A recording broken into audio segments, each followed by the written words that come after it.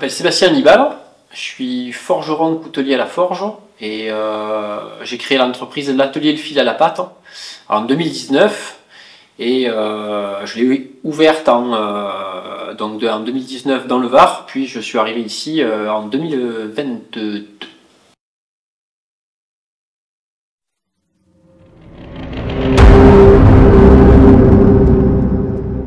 Eh ben, j'étais passionné, coutellerie depuis toujours. Et j'ai fait un métier alimentaire pendant 20 ans et c'est à 36 ans que j'ai compris ce que je voulais faire quand je serai grand. Et voilà, j'ai tout plaqué, avec ma femme on a tout plaqué et pour faire et vivre de ma passion.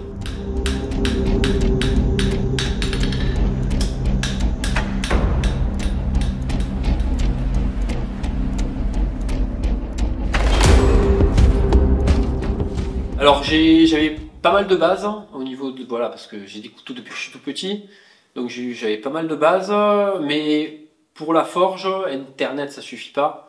Donc j'ai fait une école de forge qui se trouve à Pierre-Latte, c'est l'école de couleur de forge, et j'ai été diplômé en avril 2019 du diplôme donc coutelier forgeron.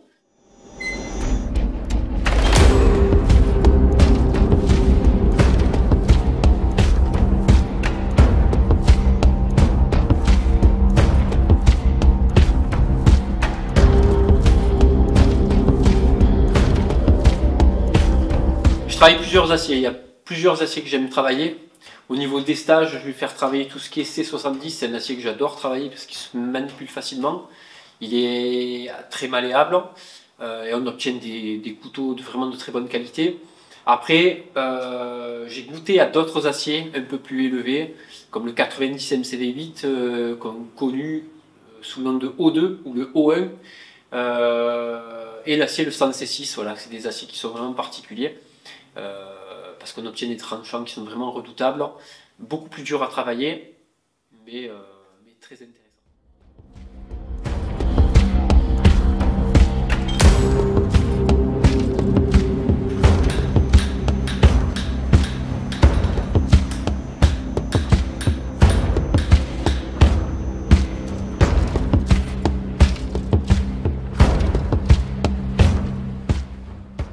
Alors déjà je qualifie pas mon travail à de l'artistique parce que j'ai un savoir-faire que je veux mettre en avant.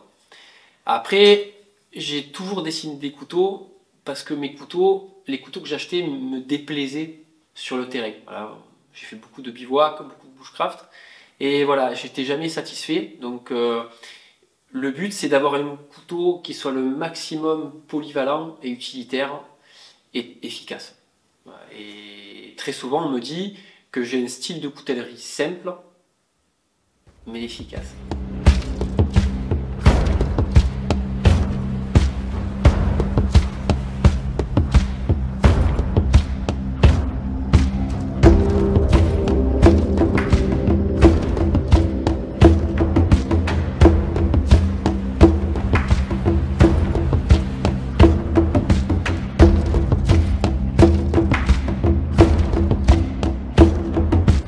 Ben, ça serait Raksha. Raksha parce que du coup, cette pièce m'a valu le prix du public en 2021 à Coutelia. C'était mon tout premier salon. D'habitude, un coutelier, il fait des petits salons et après, il fait des gros salons comme Coutelia.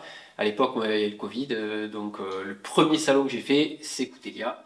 Et j'ai eu, voilà, à ma grande surprise, le prix du public. Même mon maître était comme un dingue. Donc, automatiquement, ouais, Raksha, parce que c'est aussi pareil la pièce qui me va le mieux, la pièce la plus polyvalente, très efficace, elle va être efficace sur la table comme sur un camp. Euh,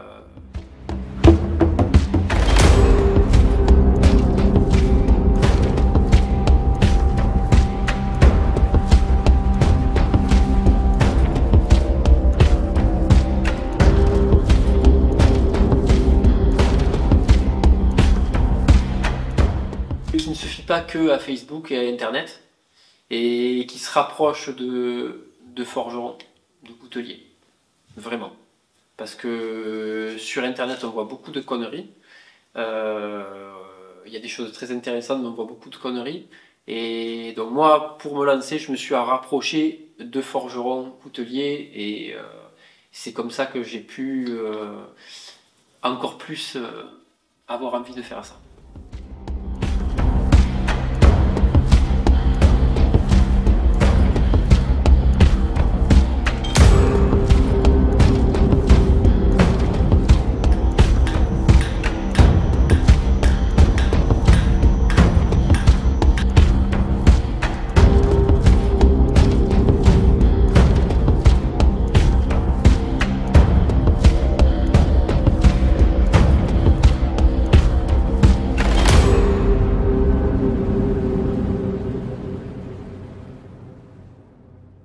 Que mon travail se pérennise au maximum, de continuer à pouvoir en vivre. La notoriété, ça m'irait, j'aime bien ça, c'est sympa, hein, mais je veux pas forcément une notoriété grand public.